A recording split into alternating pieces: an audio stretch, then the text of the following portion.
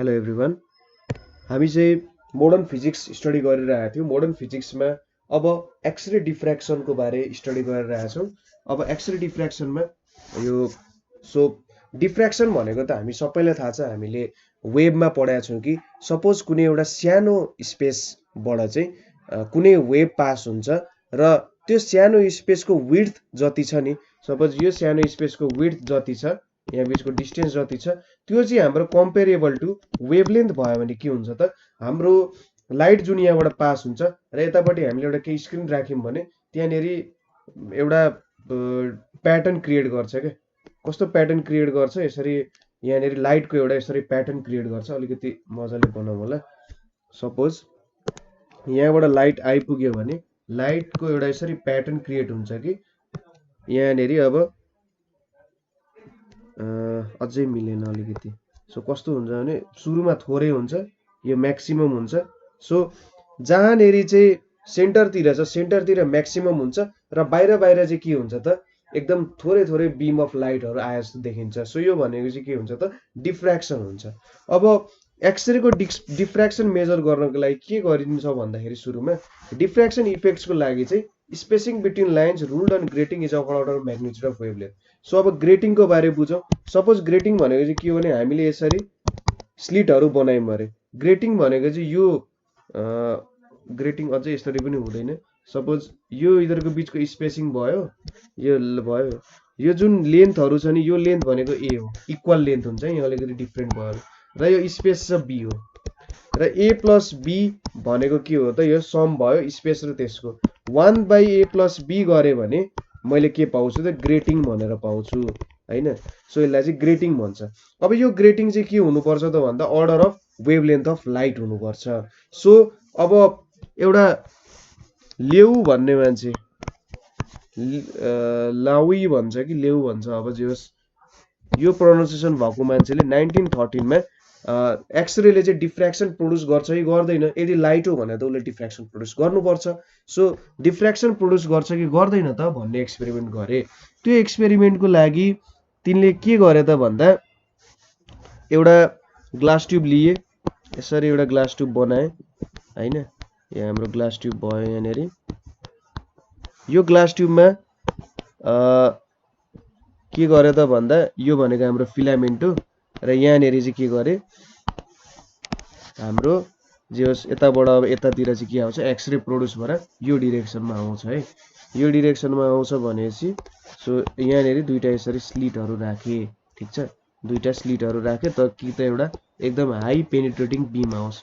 यहाँनेरि जेडएनएस राखे, त्यसपछि लास्टमा चाहिँ के राखे भन्दा यहाँनेरि फोटोग्राफिक प्लेट राखे, ठिक छ, फोटोग्राफिक प्लेट राखे।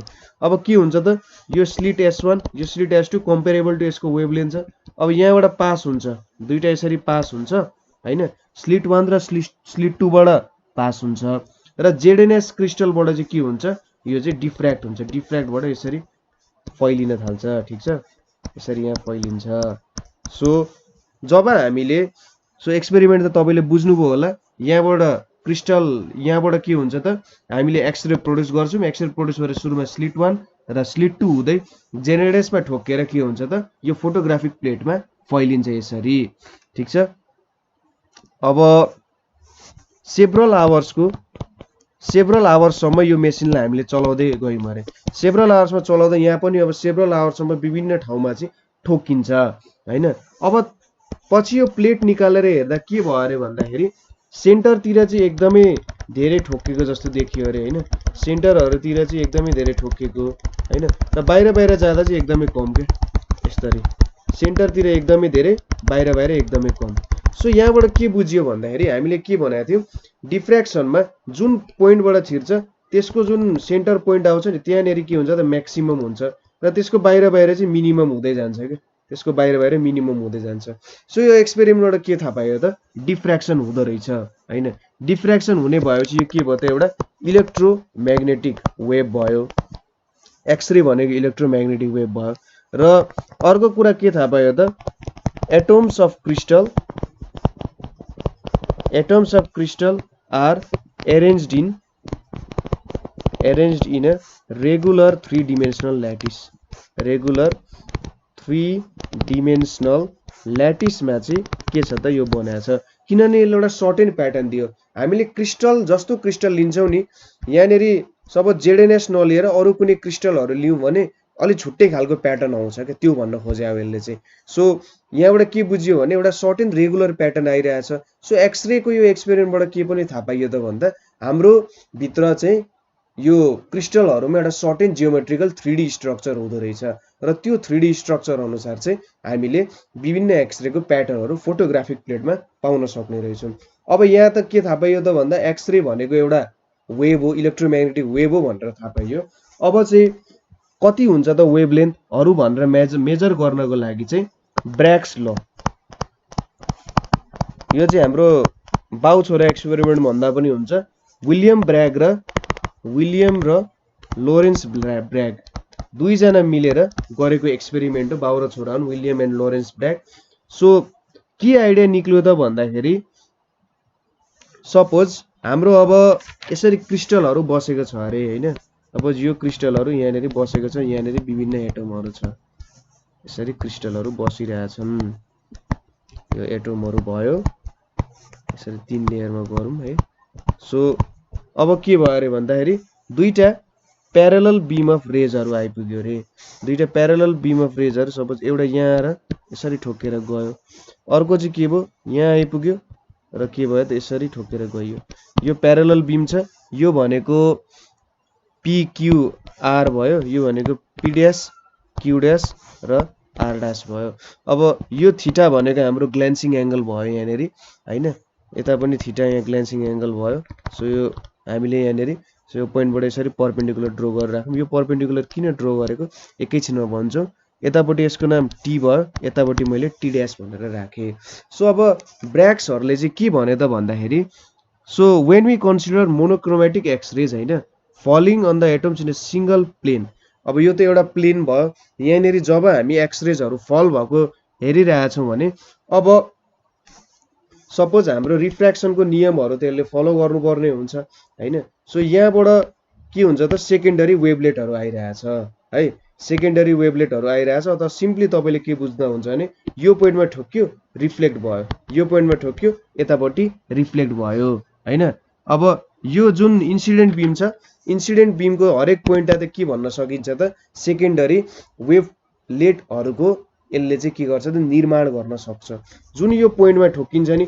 अब यो पोइन्टबाट चाहिँ सेकेन्डरी वेभलेटहरू आउन सक्छ र त्यो चाहिँ के भयो त यतापट्टि रिफ्लेक्ट भयो र त्यसैगरी PQ मा पनि के हुन्छ त यो जुन पोइन्टमा स्ट्राइक भएको छ त्यसले चाहिँ हामीले के दिन सक्छ त रिफ्लेक्ट गर्न सक्छ सो यो क्रिस्टल प्लेटहरू चाहिँ के भयो त भन्दा हाम्रो रिफ्लेक्टिङ सर्फेस जस्तो एक्ट गर्यो एज अ मिररको रूपमा एक्ट गरिरहेछ यहाँनेरि हैन त्यसरी बुझ्न सक्यो अब के हुन्छ त भन्दा हामीलाई के थाहा छ भने कति बेला चाहिँ म्याक्सिमम हुन्छ होला त सपोज यो दुईटा वेभहरू जोडिनु छ भने सपोज यो दुईटा वेभहरू जोडिनु छ भने कति बेला चाहिँ म्याक्सिमम हुन्छ होला त भन्दा यदि पाथ डिफरेन्स चाहिँ यसको मेन कन्सेप्ट यही हो यदि यो दुईटा वेभ जोडिएर म्याक्सिमम बन्नु छ भने पाथ डिफरेन्स इधरको n लैम्डा भयो भने चाहिँ के हुन्छ त इधरको भ्यालु म्याक्सिमम हुन जान्छ हैन अब पाथ डिफरेन्सको भ्यालु त केले दिन्छ TQ dash plus T dash Q ड्याशले चाहिँ हाम्रो पाथ डिफरेन्सको भ्यालु दिन्छ यहाँनेरि सो अरु कुराहरु हामीले बुझ्यौं के गर्यौं त भन्दा सुरुमा हामीले यसरी एटोमिक प्लेनहरु लिइरहेका छौं सपोज यो x भयो यो y भयो र यति डिस्टेन्स भनेको कति छ त d छ हैन सो यो डिस्टेन्स भनेको d भयो दुईटा प्लेनहरुको बीचको डिस्टेन्स d भयो हामीले मोनोक्रोमेटिक एक्सरे युज गरिरहेका छौं जसको वेभलेन्थ कति छ त लैम्डा छ है लैम्डा वेभलेन्थको लिइरहेका छौं र अब के गरिरहेका छौं त इधरको ग्ल्यान्सिङ एंगल थीटा छ ग्ल्यान्सिङ एंगल थीटा भयो र इधर चाहिँ के भयो त यहाँबाट रिफ्लेक्ट भयो PQR भयो एउटा चाहिँ प्यारलल बीम त्यसरी P dash Q dash R dash भनेर गयो है अब हामीले कन्स्ट्रक्सनहरु त गरिहाल्यौं Q बाट T ड्याश सम्म कन्स्ट्रक्ट गर्यौं Q बाट T सम्म कन्स्ट्रक्ट गर्यौं अर्को Q बाट T ड्याश सम्म कन्स्ट्रक्ट गर्यौं अब यो दुईटा वेभहरुको बीचको पाथ डिफरेन्स भनेको चाहिँ के हुन्छ त पाथ डिफरेन्स भनेको चाहिँ के हुन्छ TQ dash plus Q dash T dash हुन्छ सपोज यति र यति लेन्थ त इक्वल छ नि त सुरुको इक्वल छ र यो डिफरेन्स भयो त्यसै गरी यता रिफ्लेक्ट हुँदाखेरि के छ त यो यति पाथ त यसले धेरै ट्राभल गर्नु पर्यो हैन। सो टोटल पाथ डिफरेन्स भनेको TQ dash plus Q dash T dash भयो। अब यो दुईटा हाम्रो राइट एंगल ट्रायंगलहरु छन् यहाँनेरि। दुईटा राइट एंगल ट्रायंगलहरु भएपछि अब हामीले सपोज TQ ड्यास क्याल्कुलेट गर्नु पर्ने छ भने हामीले कसरी क्याल्कुलेट गर्न सक्छौं होला त त्यो कुरा हेरौं। अब सुरुमा एंगलहरु त भेट्नु पर्यो। एंगल भेट्नको लागि हामीले यहाँनेरि के गर्न सकिन्छ भने यो हाम्रो एंगल चाहिँ थीटा हुन्छ अरे।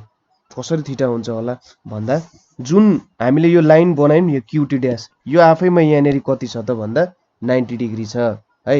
यो 90 डिग्री भएपछि यो भ्यालु कति भयो त 90 माइनस थीटा भयो हैन। र यो भ्यालु कति भयो त यति पनि 90 डिग्री छ। सो भ्यालु थीटा हुन गयो के। बुझ्नु भयो होला। मैले यहाँनेरि के गरे फेरि एकचोटी अर्कोमा गरेर देखाइन्छु। सो यो भ्यालु 90 थीटा छ। यति भ्यालु कति छ त भन्दा 90 डिग्री छ भनेपछि यो 90 माइनस थीटा हुने भयो र यो भ्यालु पनि 90 डिग्री छ भने यो थीटा हुने भयो। सो मैले यहाँनेरि के लेख्न सके त बुझ्नु भयो होला। सो TQ ड्यास त्यसो भए sin थीटा भनेको के हुन्छ त sin theta is equals to TQ dash by QQ dash हुन्छ। अब TQ ड्यास जस्ताको त्यस्तै QQ ड्यास भनेको कति हुन्छ त D छ। सो TQ ड्यास भनेको कति आयो D sin थीटा आयो। त्यसै गरी हामीले Q ड्यास T ड्यास भेट्नु छ भने sin theta is equals to के भयो त Q dash T dash by QQ dash भयो। यसको मतलब Q dash T dash by D भयो। सो यसको मतलब Q dash T dash is equals to पनि D sin थीटा भयो। सो मेरो पार्ट डिफरेन्स भनेको कति भयो त D sin theta plus D sin theta is equals to 2D sin theta चाहिँ के भयो त मेरो पार्ट डिफरेन्स हुन गयो।